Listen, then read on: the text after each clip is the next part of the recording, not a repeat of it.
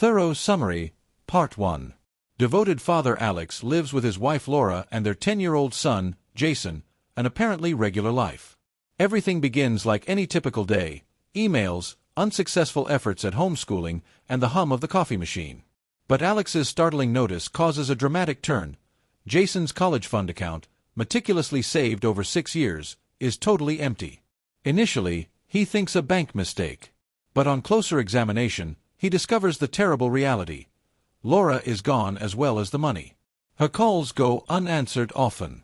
Bit by bit, elements start to fit together: suspicious credit card transactions, 5-star hotel stays, airline tickets, all suggesting one conclusion: Laura has run off with another man, Damien, taking everything with her. Though he wants to keep everything together for Jason, Alex is devastated, full of self-blame and sorrow.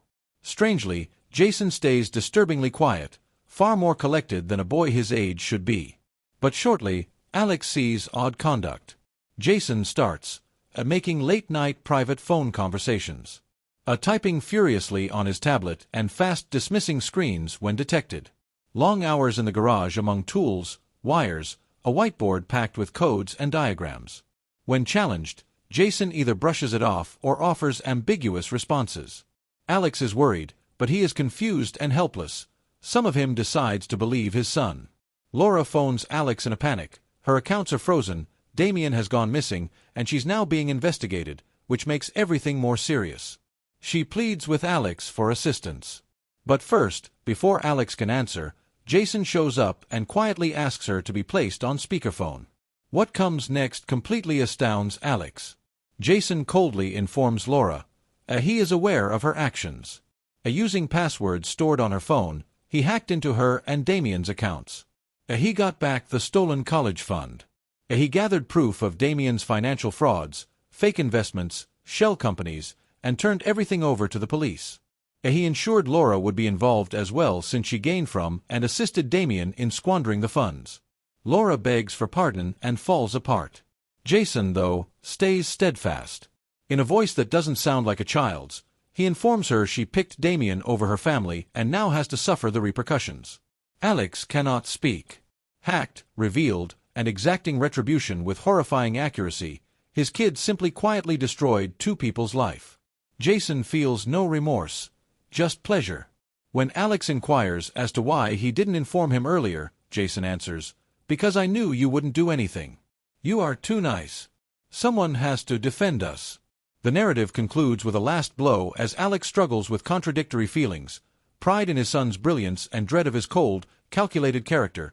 Damien calls. He sounds hazardous, unbalanced, and furious. He is aware of Alex and Jason's addresses. He is aware of Jason's school. He also issues a terrifying warning: "You believe you can destroy my life and simply walk away? This is not finished." The second day of the week is Tuesday. The week's second day. A usual day, like any other. The kind of day when you have no idea everything is about to fall apart. It was supposed to be just another day working from home, brewing coffee, reading emails, and reminding yourself to help your son with his math homework. For Alex, a simple, daily parent, that was all he had left to hold on to after years of fighting between family and work. His wife, Laura, a beautiful but extremely mysterious woman, had been going out more lately. She said it was for business, a little stress, or space. Believing that eventually everything will be all right, Alex quietly agreed. But that morning, his laptop screen suddenly showed account balance below minimum. He winced and hid it. Jason's college savings account, the money Alex and Laura had been saving for 6 years, was empty. Completely empty. No transactions. No system errors. Just the reality: the money has disappeared. He called Laura, no answer. Texted, no answer. Called again, nothing. Once again, still nothing. He turned back to see Jason playing with his Lego and eating candy. "Where your mommy went?" Trying to keep a cool tone, Alex asked. Jason shrugged. "Mom claimed she had to go do something." The answer stabbed Alex's heart. He looked at the joint credit card account and discovered continuous transactions for expensive restaurants, first-class flights, 5-star hotels. While Alex worried about his son's future, Laura was spending money with her boyfriend. Jason arrived and gently touched Alex's shoulder. "It's okay, Dad. I have handled it." From then on, Alex knew his son had started a plan even he could not have imagined. The house grew quite cold after that morning. Once rich with the scent of coffee and toasted bread, the kitchen now only echoed with the hum of the refrigerator. Sometimes Alex stopped in the corridor, wandering like a shadow amid the empty rooms, not knowing where he was going. He began to live like a sleepwalker. Day after day, everything felt pointless. Making coffee, cleaning dishes, checking emails, looking at an account balance barely over a few dollars. Conversely, Jason seemed to be okay. The child still went to school, still played with Lego, and still finished his assignments. But Alex noticed, Jason ceased leaving his iPad lying around. Whenever Alex entered the room, Jason would immediately turn off the display. Often in the kitchen, the boy would speak on the phone, hanging up as soon as his father showed home. One day, Alex spotted Jason in the garage composing on a whiteboard. He was startled to find flowing money charts, network maps, line of code, and detailed sketches as he opened the door. It looked as though a spy movie was being filmed in his own home. "What are you doing?" Astonished, Alex asked. Frozen, Jason stood before the board. "Dad, it's only a science project." Alex remained doubtful. Still, he didn't push. Partly because he was weak, partly from an unpleasant feeling. Then one afternoon, Laura called. "Alex, help me please.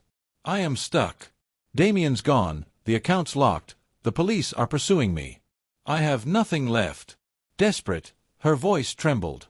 Alex stayed quiet. Jason, holding his iPad, was standing in the door next to him looking straight forward. "Dad, make it speaker." Alex did as directed. In a cold, dead tone, Jason continued, "Mom is no longer my mom. The mother I know doesn't leave for some worthless man, doesn't steal from me. She is now experiencing the consequences. In fact, I did everything so that neither of them can hurt others." Laura cried. Jason cut off. Alex stayed still. His 10-year-old son had just launched war on his own mother with a troubling coolness. And it was only just beginning. Alex couldn't sleep that night. Not only about Laura, but also about Jason. His thoughts were racing with unresolved questions. How could the kid be so calm? A 10-year-old could organize all of this how? The next morning, Alex snuck into Jason's room and found him sitting in front of the computer, eyes aglow with lines of code running over the screen. No video game. No animated shows. Just codes and graphs. Alex yelled out, "Jason, what are you doing?" Not looking up, Jason continued, "I'm tracking him. He appears to be returning calls." "He did so. You cannot do this by yourself. You have to tell me. This is not a game anymore." Looking up, Jason's eyes were razor keen. "You can't do anything, Father. The police can't either. Including them too soon will cause Damien to disappear as though he were never there." Alex was taken aback. Not only tracking Damien, Jason had gathered evidence. He had discovered fake investments, illegal money transfers, and even a tape of a conversation between Laura and Damien discussing how to transfer money. "The police got the data from me. In private. But enough to launch an official investigation," Jason said. "I sent it to the bank for account freeze as well." "How? How do you know all of this?" Alex stuttered. Alex stammered. I found out. And I remembered. Mom was careless with the passwords." With his hands, Alex covered his face. He didn't know whether to feel scared, pleased, or heartbroken. "Do you realize your deeds violate the law?" Jason said yes. "I also understand. Mom broke the law initially. Restoring justice is my profession." The next day, the phone rang. A strange number. Alex took hold of it. Damien was on the opposite end. Alex's voice was cold, steel-like. "You think you can employ me?" Alex remained still. "You should run. It is over." Damien chuckled softly. "Not now. I have your address. I am aware of Jason's school. I will not die alone." Shaking his hand, Alex dropped the phone. Jason, seated at the table, turned to look at him. "Is he making you afraid?" Alex replied, "Yes. The police also have to respond immediately. Jason stopped quietly. He then gently grabbed his iPad, and said, "Then we have to strike first." That night Laura called once more. She was desperate, crying. "The police contacted me. They found the evidence. Alex, help me, please. Where's Jason? Please let him know." Alex remained quiet. Standing behind him, Jason said, "Don't let her pull you into the hole." Laura's crying was all that remained. The call has ended. And just as Jason had predicted, the next day, the police showed up at their residence. Jason was called by the police station. A little chamber. A study. A single computer. Jason said, "I know what I did was wrong. But yet, should I not do it, no one would be punished." Jason's gifts, data, code, files, were accurate and beyond dispute. Damien was arrested in Miami. Laura was also under investigation. The press called it the first technology whistleblowing by a preteen. Watching the news, Alex found it difficult to decide whether to laugh or weep. Jason, on the other hand, only said, "I just did what had to be done." One morning, Alex drove Jason to school. Sitting alone on a seat with a book on encryption, the lad smiling at him, a girl from the class next to his walked up. Jason smiled back. For the first time, the grin was not cold. From afar, Alex saw, silently thinking, "My son is no longer a small child." But he was never a normal child. Thus, in a world where adults were falling apart, a child had stepped forward to restore it all in his own way. In a society where adults were disintegrating, a child had emerged to restore it all, in his own way. I hope this translation helps you. Let me know if you need any adjustments or more assistance.